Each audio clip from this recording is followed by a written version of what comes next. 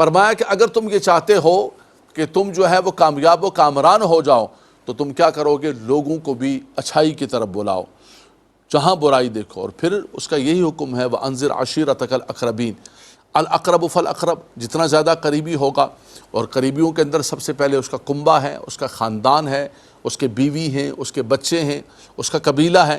تو یا ایھا الذین آمنوا قوا انفسکم واہلیکم نارا، فرمایا اے ایمان والو اپنے آپ کو اور اپنے گھر والوں کو جہنم کی آگ سے بچاؤ، اپنے عزیز و اقارب کو جہنم کی آگ سے بچاؤ۔ تو جیسے جیسے انسان کا سرکل ہوگا اسی کے مطابق پھر آپ کا کوئی دوست ہے، کوئی کلیگ ہے، آپ کا فرینڈ سرکل ہے، آپ کے جتنے لوگ ہیں، آپ جہاں پر بیٹھتے ہیں، جن سے آپ پیار کرتے ہیں، ان کو بھی آپ نیکی کی دعوت دیں اور ان کو برائی سے روکنے کی کوشش کریں۔ اور حضرات گرامی، یہ منصب تمام امت کو عطا کیا گیا ہے، اور یہی وجہ ہے کہ ہم اس منصب کو چھوڑ بیٹھیں۔ سب کو پتہ ہے کہ جھوٹ بولنا گناہ کبیرہ ہے، سب کو پتہ ہے کہ نماز پڑھنا فرض عین ہے۔ کم سے کم جو فرائض ہیں، جو واجبات ہیں، جو حرام کام ہیں، جو ہر مسلمان کو پتہ ہیں، جو پرنسپلز ہیں، اصول ہیں اسلام کے، پلرز ہیں اسلام کے، اس کے بارے میں ہر مسلمان کو پتہ ہے۔ لیکن ہمارے دائیں بائیں لوگ جھوٹ بول رہے ہیں، لوگ حرام کھا رہے ہیں، لوگ غلط کام کر رہے ہیں، لیکن ہماری زبان سے ایک جملہ بھی نہیں نکلتا ہے۔ ہم یہ سمجھتے ہیں کہ ہماری عزت خراب ہوگی، ہمارا وقار خراب ہوگا۔ ہم اگر کسی کو جو ہے اچھائی کی طرف بلائیں گے اور برائی سے منع کریں گے، وہ مانے گا نہیں، ہماری انسلٹ ہوگی۔ حضرات گرامی، یہ انسلٹ کی بات نہیں ہے، یہ ذمہ داری ہے۔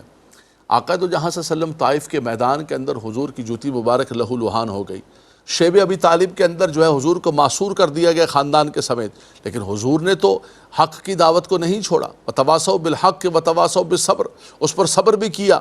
اپنے وطن کو چھوڑنا پڑ گیا، لیکن آقا دو جہاں صلی اللہ تعالیٰ علیہ وسلم نے دعوت حق کو نہیں چھوڑا۔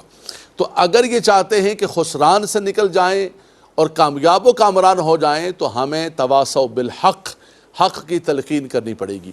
نبی کریم صلی اللہ علیہ وسلم کی مشہور حدیث پاک ہے، امام مسلم نے اپنی صحیح کے اندر نقل کیا کہ اللہ کے نبی صلی اللہ علیہ وسلم نے فرمایا من رأى منکم منکرا فلیغیرہ بیدہ فإن لم یستطع فبلسانہ فإن لم یستطع فبقلبہ وذلک اضعف الایمان۔ فرمایا کہ تم میں سے اگر کوئی کسی منکر کو دیکھے، کسی برائی کو دیکھے، کسی غلط چیز کو دیکھے، تو سب سے پہلے اس کو ہاتھ سے روک سکتا ہے تو ہاتھ سے روکے۔ لازم بات ہے ہاتھ سے روکنا، یہ جو ہے وہ قانون نافذ کرنے والے اداروں کا کام ہے، یہ عدلیہ کا کام ہے، یہ مقننہ کا کام ہے، یہ ان جو ہے اداروں کا کام ہے کہ جو قانون نافذ کرتے ہیں۔ فرمایا اگر یہ تم قوت نہیں رکھتے ہو تو کم سے کم زبان سے تم برائی کو برا جانو اور زبان سے لوگوں کو روکو۔ اللہ اکبر۔ آپ کے سراؤنڈنگ کے اندر، آپ کی فیملی میں، آپ کے گھر میں، گھر کے اندر تو خاص طور پر اللہ کے نبی صلی اللہ علیہ وسلم نے فرمایا کہ جیسے انسان کا سرکل ہے، کلکم راعٍ وکلکم مسئول عن رعیتی، تم میں سے ہر ایک راعی ہے، ہر ایک نگہبان ہے، اللہ اکبر، اور اس کو اپنے رعایا کے بارے میں جواب دینا پڑے گا۔ تو یہ ضروری نہیں کہ انسان لٹھ لے کر، ڈنڈا لے کر دوسروں کو روکنا شروع کرے۔ ادع الی سبیل ربک بالحکمۃ والموعظۃ الحسنہ، فرمایا کہ احسن طریقے سے، اچھے طریقے سے، اخلاق سے، محبت سے، پیار سے۔ اللہ اکبر، اللہ اکبر۔ حضرت موسیٰ علیہ السلام اور حضرت ہارون کو رب تبارک و تعالیٰ نے فرعون کی طرف بھیجا، وہ فرعون جو اپنے آپ کو خدا کہتا تھا، انا ربکم الاعلیٰ کہتا تھا، لیکن فرمایا اذهبا الی فرعون انہ طغی فقولا لہ قولا لینا، اے موسیٰ و ہارون جائیں، اس کو جا کر دعوت دیں، اس کو بلائیں، لیکن اس سے نرم بات کرنا۔ تو بنیادی طور پر حق کی طرف بلانے کے لیے آپ کے اندر نرمی، آپ کے اندر اخلاق، آپ کے اندر حلم، آپ کے اندر محبت ہو۔ لیکن انسان چھوڑ نہیں سکتا ہے۔ انسان یہ کہے کہ نہیں میری انسلٹ ہوگی، دوسرے لوگ پتہ نہیں میری بات مانیں گے نہیں مانیں گے۔ فرمایا زبان سے بھی اگر برا نہیں کہتا ہے اور روکتا نہیں ہے تو پھر سب سے جو ضعیف ترین ایمان کا درجہ ہے، ضعیف نہیں بلکہ اضعف، سب سے زیادہ ضعیف، فرمایا وہ کیا ہے کہ پھر انسان برائی کو دل کے اندر برا جانے۔ اگر دل کے اندر بھی برا نہیں جانتا ہے، اگر انسان جو ہے اس کو کوئی پرواہ ہی نہیں ہے کہ معاشرہ، سوسائٹی برائیوں کے اندر ڈوبتا جا رہا ہے اور اللہ کی نافرمانیاں بڑھتی جا رہی ہیں اور میں یہاں پر بیٹھا ہوا ہوں، تو فرمایا جس قوم کے، جس سوسائٹی اور معاشرے کے اندر برائیاں بڑھتی ہیں، گناہ بڑھتے ہیں، اور کوئی قدرت رکھتا ہے ان کو روکنے کی اور قدرت رکھتا ہے لوگوں کو منع کرنے کی، پھر بھی منع نہیں کرتا، تو رب تبارک و تعالیٰ اس سوسائٹی پر، اس معاشرے پر اجتماعی عذاب کا نزول فرما دیتا ہے. پھر کوئی نہیں بچتا، پھر نیکوکار بھی نہیں بچتے، پھر اچھے لوگ بھی نہیں بچتے. مشکات المصابیح کے اندر حدیث پاک ہے، رب تبارک و تعالیٰ نے فرشتے کو وحی فرمائی کہ جاؤ اور فلاں بستی کو اٹھاؤ، اس کے بستیوں کے سمیت، اس کے رہنے والوں کے سمیت اس بستی کو اٹھاؤ اور اٹھا کر اس کو پلٹ دو. انقلب مدینہ قضا بقضا باہلھا، تمام بستی والوں کو اور بستی کو پلٹ دو.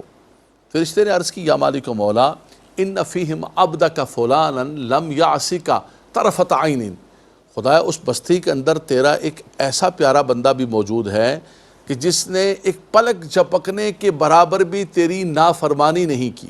اور یہ گواہی کون دے رہا ہے؟ کوئی جعلی قسم کا صوفی نہیں ہے وہ بندہ، کوئی ایسا نہیں، سچا ہے. فرشتہ اللہ کا گواہی دے رہا ہے کہ اس نے کوئی حرام کام نہیں کیا، کوئی نافرمانی نہیں کی، کچھ نہیں کیا. فرمایا کہ مالک و مولا اگر بستی کو پلٹوں گا تو وہ بھی موجود ہوگا. رب تبارک و تعالیٰ نے فرمایا، مشکات کی حدیث پاک ہے، فرمایا بستی والوں کو بھی اور اس کو بھی ساتھ جو ہے الٹا دو، اس لیے کہ تھا تو وہ نیک، لیکن جب میری نافرمانیوں کو دیکھتا تھا تو اس کا چہرہ ایک لمحے کے لیے متغیر نہیں ہوا، اس کے چہرے پر بل نہیں آیا، وہ پریشان نہیں ہوا. اس نے کہا کہ میں بس اپنی تسبیح پڑھ رہا ہوں، اپنے نیکوکار ہوں، میں اچھا ہوں، اور مجھے کیا ضرورت ہے باہر جو کچھ ہو رہا ہے. آج ہم بھی یہ سمجھتے ہیں کہ تصوف اس چیز کا نام ہے کہ شاید باہر جو کچھ ہوتا رہے ہمیں اس سے کوئی پرواہ نہیں ہے، ہم اپنی خانقاہ کے اندر، اپنی مسجد کے اندر، اپنے حجرے کے اندر بیٹھ کر اللہ اللہ کرتے رہیں. حضرات گرامی اگر اتنا آسان ہوتا تو امام حسین رضی اللہ تعالیٰ عنہ کو مدینہ منورہ شریف چھوڑ کر کربلا کی طرف نہیں نکلنا پڑتا. وَتَوَاصَوْا بِالْحَقِّ وَتَوَاصَوْا بِالصَّبْرِ، فرمایا اس حق کے لیے تمہیں بولنا پڑے گا، لوگوں کو حق کی تلقین کرنی پڑے گی.